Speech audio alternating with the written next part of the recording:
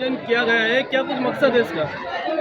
बिल्कुल, इस एनजीओ से जो प्रोग्राम किया गया है वो एक मकसद के लिए ही किया गया है।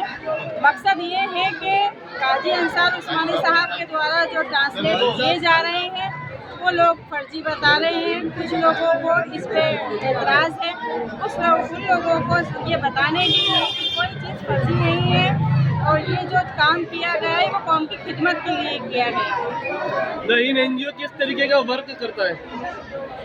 हिंद एनजीओ लोगों की मदद करने का काम कर रहा है। उसकी मदद के लिए जो भी डॉक्यूमेंट मुहैया कराना चाहिए उसके लिए ये जो एनजीओ है वो काम कर रही है और आगे तक करती रहेगी। आगे भी करना है और लोगों का सपोर्ट हम लोगों को चाहिए।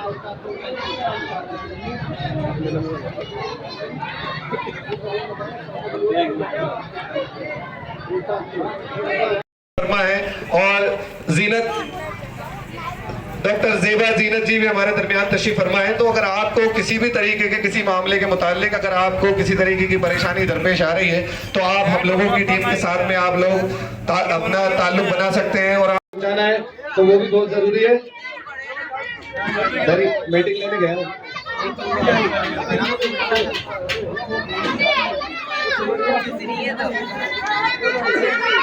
जावेद भाई को बताए, सलमान, बब्बी भाई और अयाल भाई,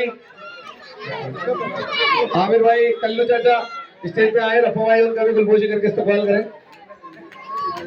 टायर भाई का गए, टायर भाई हमारे टायर भाई जावेद भाई को बताए, सलमान, बब्बी भाई और अयाल भाई, आमिर भाई, कल्लू चाचा स्टेज पे आए। रफा भाई उनका भी गुलपोशी करके इस्तेमाल करें। टायर भाई का गए, टायर भाई हमारे टायर भाई कैंप लगाए जा रहे हैं, कितने मेरिट सर्टिफिकेट लोगों को बन चुके हैं नगर निगम से? देखिए, अभी अल्हम्दुलिल्लाह पहले तो मैं ये बता दूं कि जो हमारा निकाहनामा ट्रांसलेशन कर रहा है वो 8000 के करीब हम कर चुके हैं। और यहीं से पता चलता है कि पब्लिक को जब हमसे कुछ सेवाएं मिल रही हैं जब तो वो हमारे पास आ रहे हैं। और जो हमने निकाहनामे ट्रांसलेशन करके मेरिट सर्टिफिकेट बनाने को दिए तो अल्हम्दुलिल्लाह अभी तो मौजूदा हाल में 20 से 25 निकाहनामों के हमने मेरिट सर्टिफिकेट बना दिए हैं। और मैं मौजूदा हाल में आपको दिखा दूँ कि इन लोगों के हमने जो आपकी चीफ काजी खालिद उस्मानी ने इनका निकाह पढ़ाया था और मैं काजी अंसार उस्मानी ने इनका निकाहनामे का ट्रांसलेशन किया। और ये बाकायदा जो लाल कोठी मुख्यालय जिसको कहते हैं वहाँ से ये रजिस्टर्ड हो गया। और कोई अगर हमें ये बोलता है कि हम फर्जीवाड़ा कर दें तो वो खुल्ला चैलेंज मुख्यालय को दे दें। तो मैं ऐसे लोगों को कहना चाहता हूँ कि अल्लाह इनको हिदायत दे। 200 रुपये में आप ट्रांसलेशन कर रहे हैं लेकिन लोग उसको भी ज़्यादा बता रहे हैं। अभी हाल ही में जो कैंप चीफ काजी खालिद उस्मानी द्वारा जब लगाया गया है उसमें 300 रुपये एक जने से लिया जा रहे हैं उसमें, लेकिन ट्रांसलेट करके अभी नहीं दिया जा रहा है। उनसे कहा जा रहा है कि आपको फ़ोन कर दिया जाएगा। तो मैं खालिद उस्मानी साहब से ये गुजारिश करता हूँ, मैंने सबसे पहले जब खालिद उस्मानी साहब का बयान आया था तो मैंने पूरे राजस्थान के शहर काजियों से मीटिंग की थी और उन्होंने मुझे ये हौसला दिया कि आप बहुत अच्छा काम कर दो। लेकिन मैं चीफ काजी खालिद उस्मानी साहब को तहे दिल से मुबारकबाद देता हूँ कि आज वो रोड पर आए। अगर वो ऐसे ही काम करते रहेंगे तो हो सकता है हम जगह जगह कैंप नहीं लगाएं। हम तो चाहते यही है कि खालिद भाई कौम का भला करें, वो भी हमारे बड़े भाई है, भले ही वो रिश्तेदारी नहीं रखे लेकिन अल्हम्दुलिल्लाह उस्मान गनी रज़ी अल्लाह ताला अन्हु से वो है, उस्मान गनी रज़ी अल्लाह ताला अन्हु है।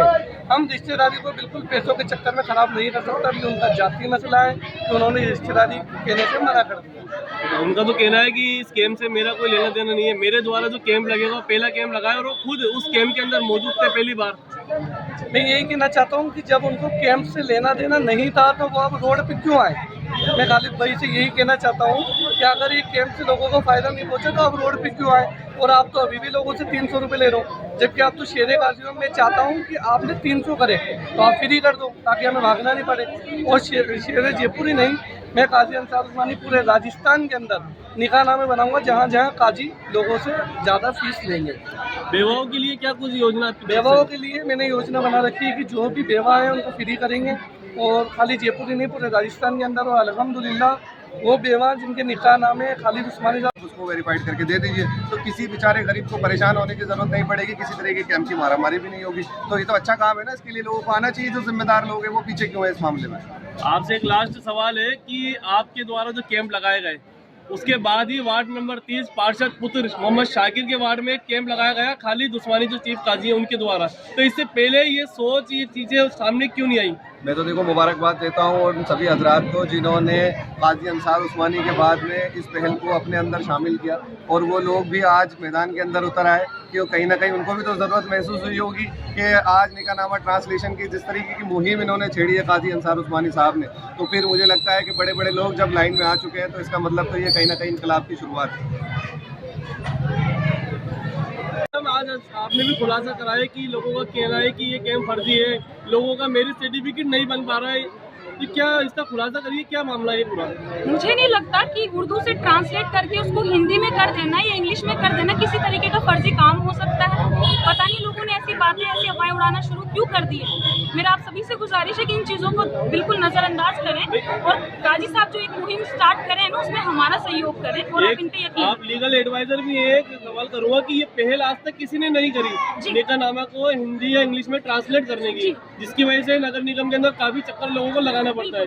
जब काजी अंसार उस्मानी ने ये कैंप लगाया जगह जगह, तो जो चीफ काजी खालिद उस्मानी साहब है उनके द्वारा भी ये कैंप लगाया गया और बयान जारी करा गया कि जो लोग कैंप लगा रहे हैं वो बिल्कुल फर्जी हैं, इनसे हमारा कोई रिश्ता नाता नहीं है, लोग सावधान हो जाएं, ऐसे कैंपों से बचें। सब मुझे नहीं पता कि उन लोगों के ऐसे बयान क्यों आए हैं, क्यों नहीं आए हैं। मैं फिर से एक ही चीज़ दोबारा से रिपीट करना चाहूँगी कि किसी उर्दू के चीज़ को अगर आपने हिंदी या इंग्लिश में ट्रांसलेट कर दिया, उसको फर्जी बताने का तो बिल्कुल ही बेमतलब है इल्ज़ाम जिसे कहेंगे आप।